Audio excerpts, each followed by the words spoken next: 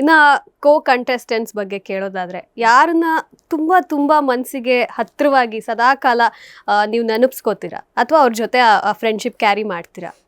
C ಮನೇಲಿ ಎಲ್ಲರೂ game ಆಡ್ತಾ ಇದ್ರು, ಹೌದು. ಎಲ್ಲರೂ ಗೆಲ್ಲೋದಕ್ಕೋಸ್ಕರ ಬಂದಿದ್ರು, ಹೌದು. ಸೊ ಒಂದಲ್ಲ ಇನ್ನೊಂದು ಸ್ಟೇಜಲ್ಲಿ ಒಬ್ಬರಲ್ಲ ಇನ್ನೊಬ್ರಿಗೆ ಸಪೋರ್ಟ್ ಕೊಟ್ಟಿದ್ದಾರೆ, ಫ್ರೆಂಡ್ ಆಗಿದ್ದಾರೆ. 100% ಒಂದು ರಿಲೇಷನ್ಶಿಪ್ ಫಾರ್ಮ್ ಆಗಿದೆ ಅಲ್ಲಿ. ಎಲ್ಲ ಮೆಮೊರೀಸ್ ಸೇರಿನೇ ಅಲ್ಲೊಂದು ಮೆಮೊರೀಸ್ ಕ್ರಿಯೇಟ್ ಆಗಿರೋದು, ಆ ಜರ್ನಿ ಅಷ್ಟು ಸಕ್ಸಸ್ಫುಲ್ ಆಗಿರೋದು. ಸೊ ಐ ಫೀಲ್ ಎಲ್ಲರ ಜೊತೆನೂ ನಾನು ಮೀಟ್ ಮಾಡಿಬಿಟ್ಟು ಆ ಫ್ರೆಂಡ್ಶಿಪ್ನ ಕ್ಯಾರಿ ಮಾಡಬೇಕು ಅಂತ ಇರ್ತೀನಿ. ಅಲ್ಲಿ ಹೇಳಿರ್ಬೋದು ಸಿಗಲ್ಲ, ಅದು ಇದು ಮನಸ್ತಾಪಗಳಾಗಿರ್ಬೋದು.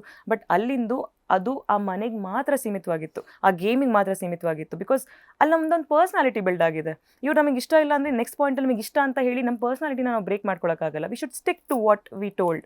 ಬಟ್ ಆ ಮುಖ್ಯ ದ್ವಾರನ ಕ್ರಾಸ್ ಮಾಡ್ತಿದ್ದ ಹಾಗೆ ಆ ಗೇಮ್ ಅಲ್ಲಿಗೆ ಮುಗಿಯುತ್ತೆ. ಇದ್ರ ಮುಂದೆನೂ ಅದನ್ನ ಕ್ಯಾರಿ ಮಾಡ್ಕೊಂಬಂದ್ರೆ ಅದು ಸಿಲ್ಲಿ ಆಗಿರುತ್ತೆ, ಚೈಲ್ಡಿಶ್ ಆಗಿರುತ್ತೆ. ಅಲ್ಲಿಗೆ ಆ ಕಥೆನ ಮುಗಿಸಿ, ಆ ಅಧ್ಯಾಯನ ಮುಗಿಸಿ ಇಲ್ಲಿಂದ ಹೊಸ ಆರಂಭ ಮಾಡಬೇಕು ಅಂತ ಅನ್ಸುತ್ತೆ. ಸೊ ಅಲ್ಲಿರೋರು ಪ್ರತಿಯೊಬ್ಬರ ಜೊತೆನೂ ನಾನು ಮುಂದೆ ಫ್ರೆಂಡ್ಶಿಪ್ ಕ್ಯಾರಿ ಮಾಡಬೇಕು ಅಂತ ಇಷ್ಟಪಡ್ತೀನಿ.